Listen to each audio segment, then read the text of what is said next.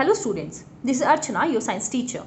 So welcome back to our science class, and now on the basis of the video we do our worksheet. That video covers your lesson plan number 1, 2 and 3 of the block making fabric. But before we start our worksheet, we also complete our lesson plan 4 also, that is the journey of cotton fabric. The journey of cotton fabric from the field to the market has 6 stages. So the first stage is cultivating and harvesting. In this stage, cotton is grown on a large scale on farms and is harvested when ready. इस stage में क्या करते हैं, हम cotton को large scale पे grow करते हैं और जब वो मैच्योर होना स्टार्ट कर देते हैं हम उन्हें हार्वेस्ट कर लेते हैं फील्ड से. आप देख रहे हो इस पिक्चर में क्या दिखा रहे हैं कि ये जो वुमेन है ये हार्वेस्ट कर रही है किसको, कॉटन को from the field. After this stage, next stage is preparing the fiber. In this stage, the cotton is gained, carded, combed and pressed into bales. These are known as bales. इस stage पे हम cotton को ginning करते हैं, फिर carding करते हैं और उसके बाद कॉम्ड करते हैं ताकि वो स्ट्रेट हो जाए. देन हम उसको क्या करते हैं, प्रेस करके बेल्स में इकट्ठा करते हैं. After that, after the preparing the fibre, next stage is spinning. Then the bales are sent via trucks to factories where the cotton is spun into yarn. अब इन बेल्स को हम क्या करेंगे, फैक्ट्रीज में भेजेंगे. वहाँ पर क्या होगा, ये इनकी स्पिनिंग की जाएगी, उसके बाद ये स्पन होंगे किसमें, यार्न में. Then the fourth stage is weaving or knitting. In this stage the yarn is woven or knitted to make fabric. इसमें हम knitting और weaving methods को use करके हम क्या करेंगे, fabric बनाएंगे. Then the fifth stage is finishing. In this stage, the fabric is washed and dyed to produce the desired color or printed to get the desired pattern.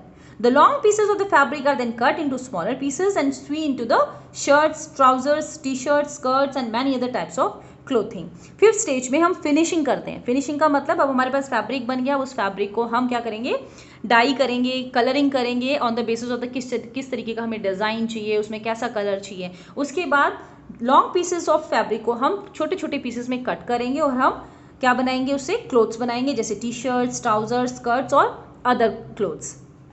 Then the next step is marketing. It is the last stage. In this stage finished clothes को हम क्या करते हैं, boxes में pack करके transport करते हैं to the different shops और different cities and villages.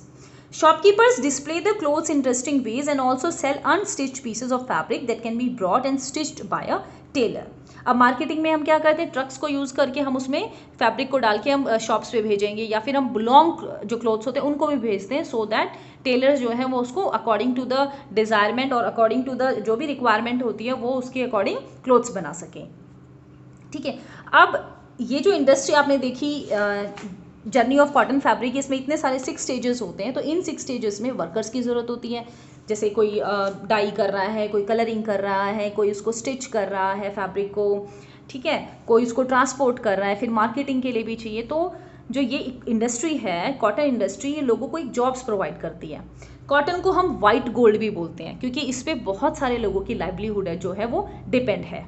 So students, this is all about your topic. Now we start our worksheet. So open your worksheet on page number 21.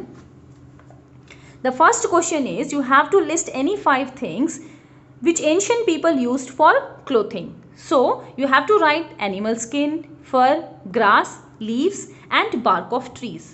And in the next question of this worksheet, you have to summarize the development of clothing material by using the words in complete sentences. आप देख रहे हो यहाँ पे ना बहुत सारे words दिए. इन वर्ड्स को यूज़ करके आपको एक पैराग्राफ लिखना है कि कैसे डेवलपमेंट हुई थी क्लोथिंग मटेरियल की by using the words in complete sentences. In sentences को आप, इन वर्ड्स को यूज़ करके आपको सेंटेंस बनाने हैं. मैंने यहाँ पे एग्जांपल लिखा हुआ है, यहाँ से जैसे हाफ है इसको आप कंप्लीट करोगे. Ancient people began wearing clothes about 100,000 years ago. They wore clothes made of animal skin and fur, leaves and grass. They usually draped other clothes. अब आप इसमें देख रहे हो ancient वर्ड यूज़ हुआ है, यहाँ पर leaves वर्ड यूज़ हुआ है, then animal skin and fur ये यूज़ हुआ है. तो इन सब वर्ड्स को यूज़ करके आपको ये क्वेश्चन कंप्लीट करना है. In the third question of this worksheet, how did the invention of the needle and the method of weaving help in the development of clothing material? आपको ये बताना है कि किस तरीके से invention of the needle, जब नीडल इन्वेंट हुई तो लोगों को कैसे हेल्प मिली थी. So the invention of needle and weaving हैव्ड in making of clothes and people started using different kinds of material for making clothes. अब जब आपके पास नीडल्स आ गई तो आप डिफरेंट क्लोथ्स बना सकते हो, डिफरेंट डिजाइंस के बना सकते हो. सो this is all about this worksheet. Now in S2 You have to draw a diagram to show how fibers can be separated from cotton wool. तो इसमें आप कोई भी डायग्राम बना सकते हो, जैसे मैंने यहाँ पे कॉटन बनाया हुआ है और उसको आप सीड है, कॉटन सीड है और आप उसको कोई स्टूडेंट है या कोई बॉय है उसका आप हैंड बना दो या उसको वो अलग करा है, तो अकॉर्डिंग टू योर आपको जैसा अच्छा लगे आप उसके अकॉर्डिंग आप डायग्राम बना सकते हो. And in the second question you have to explain the process of making yarn from fibers. So what happens first with cotton wool? As you see in the video that fibers from the cotton wool is extracted. सबसे पहले fibers को cotton wool से extract किया जाता है. Then the cotton fibers are ginned to remove seeds. उसके बाद उनको गिनिंग के लिए भेजा जाता है so that कि seeds उसमें से अलग हो जाएं. And third step is you use a spindle which is also called takli or spinning wool which is also called charkha. It can be used for spinning yarn. And how it is used? These devices pull and twist the fiber which gets spun. इसको हम twist करते हैं ताकि वो spun हो सके yarn. Then how are the spindle and charkha different from spinning in factories? So in this question you have to write that spindle and charkha they are traditional methods of yarn. लेकिन अगर आप factories में बनाते हो तो वो वहाँ पर कैसा यूज़ होता है? They use modern spinning machines. Factories में मॉडर्न स्पिनिंग मशीन्स यूज़ होती हैं, लेकिन ट्रेडिशनल मेथड में हम स्पिंडल या चरखा यूज़ करते थे. So this is all about of this worksheet. Now in this worksheet which is known as S3 yarn to fabric, the first question you have to look carefully at the patterns of the fabrics below and identify the method used for making each. तो इन दोनों में आपको identify करना है ये कौन सा method है. This is called knitting. ये कौन सा है? This is called weaving. And in the next question you have to write two differences and two similarities between weaving and knitting. तो weaving में हम क्या यूज़ करते हैं? डिफरेंस में it uses two sets of yarn and the pieces of yarn are at right angles to each other. weaving में देखो right angle बने हुए हैं दोनों yarn में और हम दो yarns इसमें यूज़ करते हैं, two sets of yarn. but अगर आप knitting की बात करते हो इसमें we use only one strand of yarn and yarn is used to create loops. इसमें हम loops बनाते हैं. देख रहे हो मम्मी घर में जब वुलन क्लोथ्स बनाती है, स्वेटर बनाती हैं तो इस तरीके से बनाती है. It is called knitting. And similarity क्या है दोनों में? It use for making fabric use strands of yarn. दोनों ही यूज़ किए जाते हैं फैब्रिक बनाने के लिए और दोनों में ही हम स्ट्रैंड्स ऑफ यार्न यूज़ करते हैं.